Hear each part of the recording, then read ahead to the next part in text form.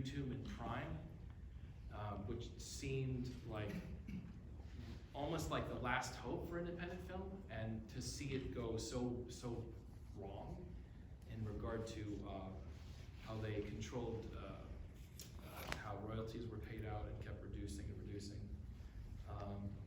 That I felt, and then other things happened too with Debbie Rochon's film, and you started noticing all this crazy censorship occur, and these really bizarre double standards, where clearly the indie content was being treated way different than stuff that was way more controversial that was allowed.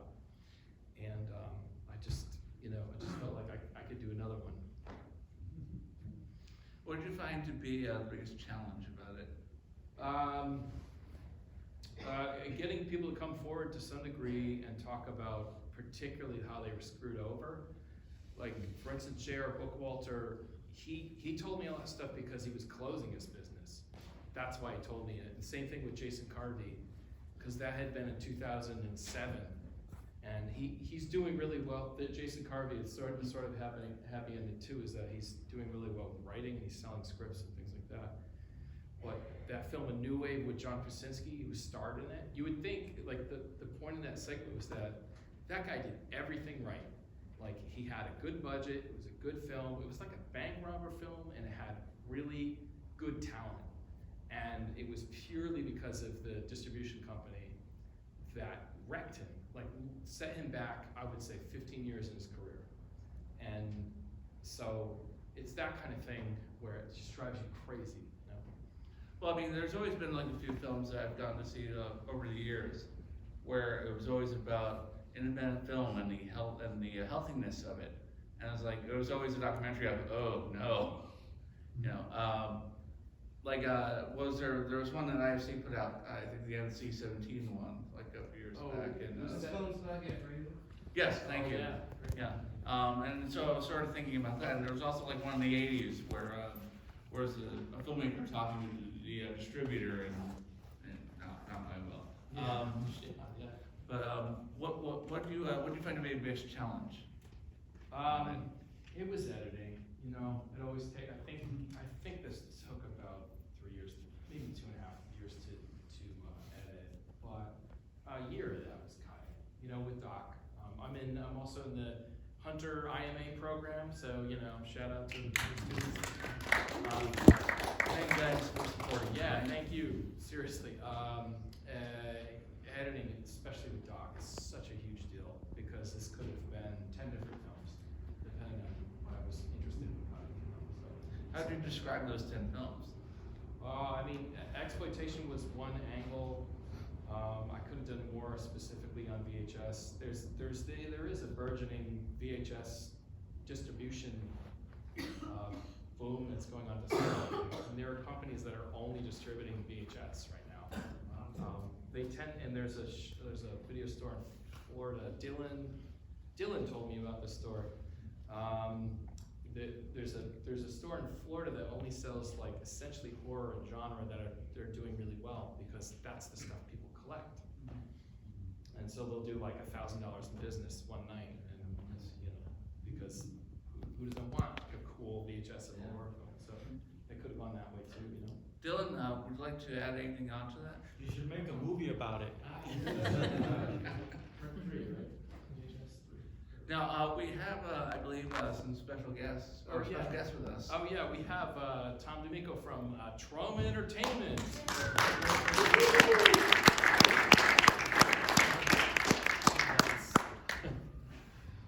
Thank you. Now, talk about your involvement with the project, or also maybe Lloyd's, if you would. Well, Trauma distributed VHS Massacre 1. It's been actually a great title for us. Just getting into everything that Tom was getting into, the whole story about films and how they came about. I mean, that story is also the history of trauma. So we've done a lot to be able to work with new filmmakers, and it's very important to Lloyd and to Michael Hers to keep young filmmakers coming out and being able to have a platform and have a place to show these films. Not a lot of the films that we distribute, we know that some of these people wouldn't get a chance to make films if it wasn't for companies like Troma, if it wasn't for other smaller independent companies that are able to show. Luckily, lately we have our own streaming service, Troma Now, watch.troma.com. You get your first month free. We have over 300 films. We have short films on there. People can see these films. The most important thing, I'm sure Tom can attest to that, most of these filmmakers, that's all they care about is having someone to be able to share their story with. They've had a bit of a film festival that kind of pop up a bit. So Troma Dance Film Festival, Yeah. Lloyd started with Trey Parker and Matt Stone in 1999 around the Sundance Film Festival because they saw what it was turning into, that it wasn't an independent film festival anymore. It wasn't something formed by the people. It was becoming something for the corporations to say, hey, this is our independent stuff, to be able to step their foot into that market that they weren't able to get into. Cool. Now, what's next for you? What's next for the film? Well, I might do something with Jonathan Alexandrados on action figures and Happy Meal toys, actually. Yeah. There's a really, believe it or not, amazing story that could be told about that. Wait, there's a Happy Meals market? Well, it's all about. Right here. It's a market of one. Book on it. Articulating the action figure is. So we'll be promoting a book as well. Sure. But no, there's a crazy history there, and then the other thing is, my friend Tim Kulik scored the film, but some of the other music was provided by the king of royalty-free music, Kevin MacLeod. So can I get a raise of hands who knows Kevin MacLeod? Personally? Okay. Well, there's personal and it is personal. So Incompetech is a royalty-free music site where this guy, Kevin MacLeod, has personally written over 2,000 tunes. And I was talking to him, and because of the nature of the internet, because let's say 100,000 people have used his music in their YouTube videos, it's possible that he is the most listened to musician in the history of humans.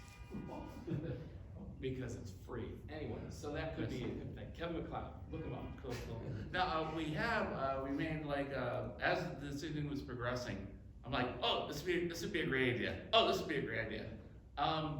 We have some DVDs to give away, do we not, sir? Yes, we have 3 copies, courtesy of Tom and Troma Entertainment, of the original VHS Massacre on Blu-ray.